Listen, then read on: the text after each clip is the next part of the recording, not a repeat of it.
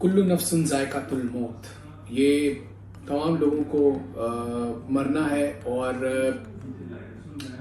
सवाल ये पूछा गया है, हमारे कस्टमर हैं कि अगर कोई प्लॉट ओनर, कोई अथॉरिटी, प्लॉट का जो अथॉराइज बंदा है वो फोत हो जाए तो प्रॉपर्टी का मालिक कौन होगा, प्रॉपर्टी किसके नाम पर करेंगे। तो आज हमने इस टॉपिक पर बात करनी है। ये बहुत इंपॉर्टेंट टॉपिक है, बहुत कम लोग इन मौज़ूआत का इंतखाब करते हैं इंफॉर्मेशन देने के लिए। तो जनाब, अगर आप किसी प्रॉपर्टी के ऑनर हैं और इंतकाल हो गया है और फिर वो प्रॉपर्टी के मामलात कैसे होंगे, ये एक अहम सवाल है, एक अहम बात है। देखिए, सबसे पहले होता ये है कि जब कोई प्लॉट ऑनर की डेथ हो जाती है तो आप लोगों को सबसे पहले जो करना है वो डेथ सर्टिफिकेट बनवाना है। डेथ सर्टिफिकेट आप किसी भी हॉस्पिटल से बनाकर मुतलका सोसाइटी में जमा करा सकते हैं।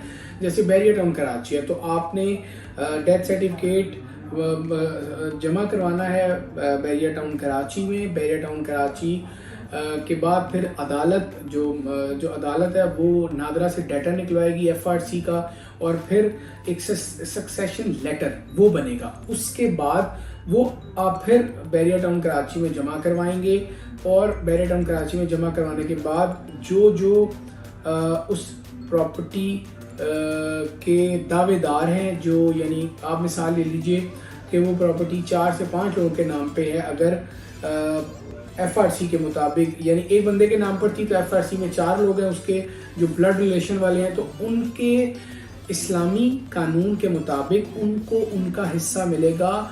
और वो बैरियर टाउन खुद यानी कि उनको उनका हिस्सा मुतय्यन कर देगा कि आपका 1/2 बनता है, आपका 1/4 बनता है। वो 2 लोग हों, 4 लोग हों, 5 लोग हों, जितने भी लोग हों, उनके साथ उनके हिस्से के मुताबिक उनका हिस्सा मुकर्रर होगा, और वो सब लोग अपने अपने हिस्से के प्रॉपर्टी के मालिक होंगे। इसके साथ आपको ये बता देते हैं कि उन 4 या 5 या 2 लोगों की मौजूदगी के बगैर वो प्रॉपर्टी सेल नहीं हो सकेगी। 5 लोगों की कॉन्सेंट चाहिए होगी, फिर वो प्रॉपर्टी सेल हो सकती है, क्योंकि अब वो 5 लोग अपने अपने हिस्से के मालिक हैं उस प्लॉट के, उस घर के, उस फ्लैट के।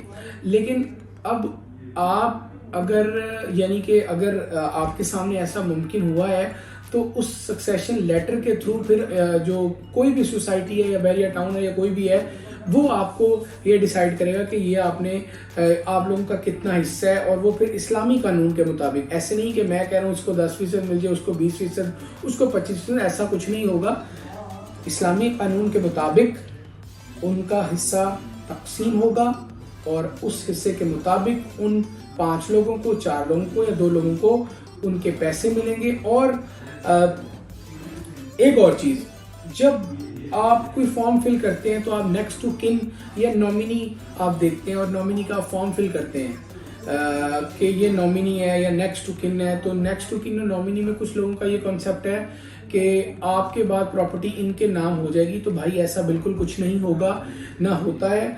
वो सिर्फ इसलिए रखा जाता है कि आपके साथ कांटेक्ट नहीं हो रहा, आपको कोई डॉक्यूमेंट्स भिजवाए जाते हैं बैरियर टाउन की तरफ से या सोसाइटी के इंतजामिया की तरफ से, वो आपको नहीं मिल रहे। तो एक्नॉलेजमेंट के लिए, राब्ता करने के लिए, या फिर आप ये कह लीजिए कि करस्पॉन्डेंस के लिए, आप लोग इंस्टॉलमेंट अदा नहीं कर रहे, आप लोग चार्जेस अदा नहीं कर रहे और आप लोग से राब्ता भी नहीं हो रहा, फिर नेक्स्ट टू किन या नॉमिनी से राब्ता कर उनको ये पैगाम पहुंचाया जाता है। ख़तन अगर प्रॉपर्टी मेरे नाम पर है और मेरे भाई नेक्स्ट टू किन है तो वो प्रॉपर्टी उनकी नहीं होगी। जो कानून है, इस्लामी कानून, पाकिस्तान का कानून, उसके मुताबिक प्रॉपर्टी की तकसीम होगी। और बाकी नेक्स्ट टू किन का कॉन्सेप्ट भी मैंने आपको बता दिया। तो ये बड़ा एक अच्छा सवाल था कि बेसिकली हमारे कस्टमर है, उनकी ये प्रॉपर्टी थी और जो मालिक थे वो फोत हो चुके थे। तो उसके बाद हमें यह ख्याल आया कि इन टॉपिक पर, इस मौजू पर भी बात करनी चाहिए कि अगर प्रॉपर्टी के असल मालिक इंतकाल फरमा गए हैं तो फिर प्रॉपर्टी की ट्रांसफ़र कैसे होगी, जायदाद की तकसीम कैसे होगी, और एक शख्स से वो दूसरे शख्स के नाम पर कैसे मुंतकिल होगी। तो ये एक बड़ी अहम बात थी, अहम टॉपिक था, क्योंकि देखिए मरना तो सभी ने है, और जो इस दुनिया में आया उसको इस दुनिया से उस दुनिया में रुखसत होना है, मुंतकिल होना है।